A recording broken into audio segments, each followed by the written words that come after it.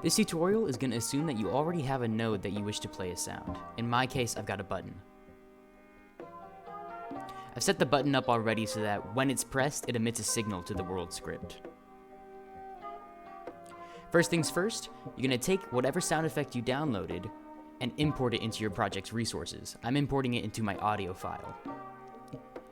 From there, add a audio stream 2D player, or player 2D, my bad, to the world, and drag over the audio file you downloaded to its stream resource.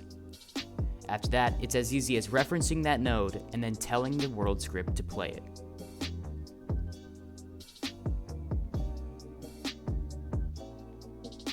As you can see, it's working perfectly.